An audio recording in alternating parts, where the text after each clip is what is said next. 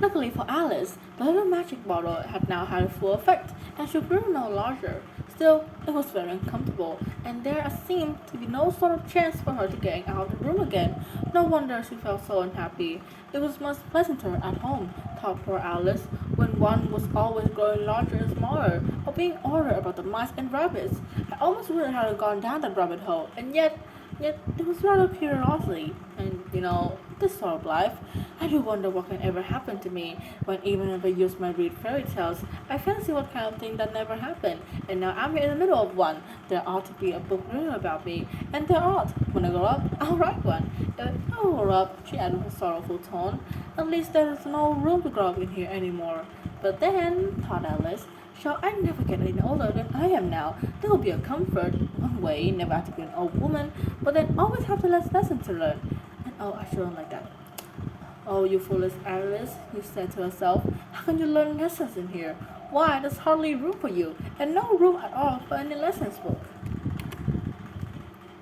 And so she went on, taking first one side and then the other, making quite a conversation of it all together. But after a few minutes, she heard a voice outside and stopped to listen. Mary Ann, said the voice, fetch me my gloves this moment. Then came a little pattering of feet on the stair. Alice knew it was the rabbit came looking for her, and she trembled till she shook the house, quite forgetting that she was now 1,000 times as large as a rabbit, and had no reason to be afraid of it. Presently the rabbit came up the door and tried to open it, but the door opened inwards, and Alice's elbow was pressed hard against it. The attempt proved a failure. Alice heard her say to herself, then I'll go round and get in the window. That you won't, thought Alice, and after waiting until she fancied she heard the rabbit just under the window, she suddenly pressed out her hand and made a snatch in the air. She did not get a hold of anything, but she heard a little shriek and fall, a crash of broken glass, from which she concluded that it was just possible the fall of a cucumber frame or something of sort. Next came an angry voice, and the rabbit's, Pat, Pat, where are you? And there's a voice she had never heard before. Sure, then I'm here, digging up for apples, your honor. Digging for apples, indeed, said the rabbit angrily. Here, come and help me out of this. Sound of more broken glasses. Now tell me, Pat, what's in that window? Sure, it's an arm, your honor. He prompted an arm. An arm, you goose. Whoever saw one that size? Why, it fits the whole window.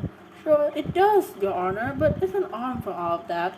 Well, it got no business here, and at this rate, go and take it away. There was a long silence after this, and Alice would only hear whispers now and then, such as, sure, I don't like it, your honor, I don't at all. Do as I tell you to, you coward. And at last she brought out her arm again, and began a snatch in the air. This time there were two little shrieks and more sounds of broken glasses. Or a number of cucumber frames here must be, thought Alice. I wonder what they do next. Or as pulling me out of the window. I only wish they could. I'm sure they won't want to stay here any longer. She waited for some time without hearing anything more. At last came a rumbling of little cartwheels and the sound of a good many voices all talking together. She made out the words. Where's the other ladder? Why, I have to bring one. But Bill's got the other. Bill, fetch it here, lad. Here, put them up at this corner. And no, tie them together first. You don't reach the half high enough yet. And oh, they do well enough. Don't be particular. Now, who did that? It was Bill, who got down to the chimney. Oh, I shouldn't. You do it. That won't then. Oh, so Bill's got to come down the chimney, has he? Said Alice to herself.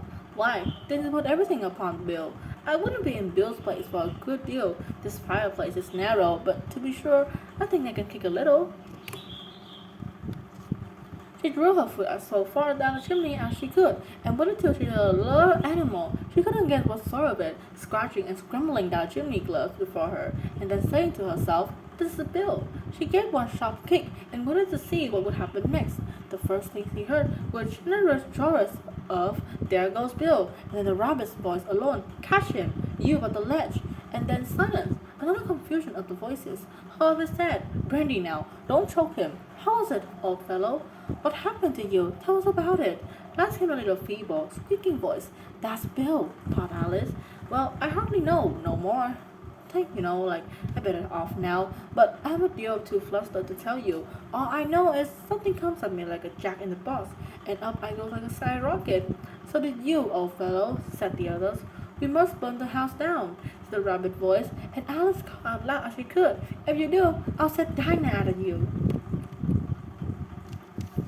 The poor little lizard Bill was in the middle, being held up by two pinnywigs, who were giving it something out of a bottle. They all made a rush at Alice at the moment she appeared, but she ran all as hard as she could, and soon found herself safe in the thick wood.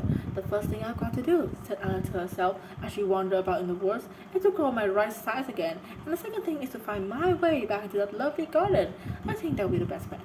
It's an excellent plan, no doubt, but it was very neatly and simply arranged. The only difficulty was that she had not the slightest idea how to set about it, and while she was peering about anxiously among the trees, a little sharp branch just over her made her look up in a great hurry.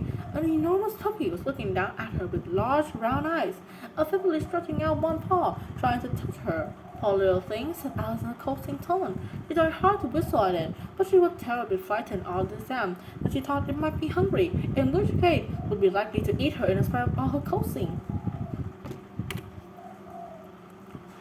Hardly knowing what she did, she picked up a little bit of stick and held it to the puppy, whereupon the puppy jumped onto the air and at his feet at once. A little yelp of delight and rushed at the stick, making it believe to worry. Then Alice dodged behind a white whistle and thanked to herself from being run over. At the moment she appeared on the other side, the puppy made another rush at the stick and tumbled his head over heels in hurrying to get over it. Alice, thinking of her like a little game of playing cat horse, and suspected very moment to be trampled under his feet, ran the whistle again. The puppy began a series of slow changes of stick, running a very little way toward each town and a long way back, and barking hoarsely at all its will, till its last sat down a good way off, panting, with its tongue hanging out of its mouth, and its great eyes half shut. This seemed to Alice a good opportunity to make an escape. She sat up all at once, and ran till she was tired and out of breath, and till the puppy sounded quite faint in the distance.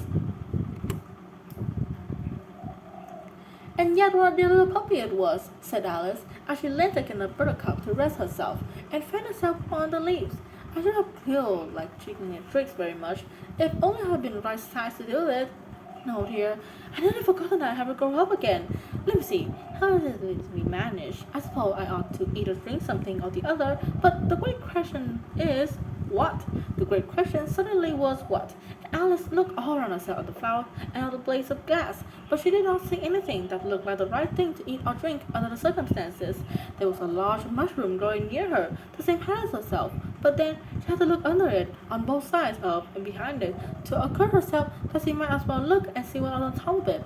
She stretched herself to the tiptoe and peeped over the edge of the mushroom. Her eyes immediately met those large blue caterpillar that was sitting on top of his arm folded, quietly smoking a long coal cock, and taking not the smallest notice of her or anything else.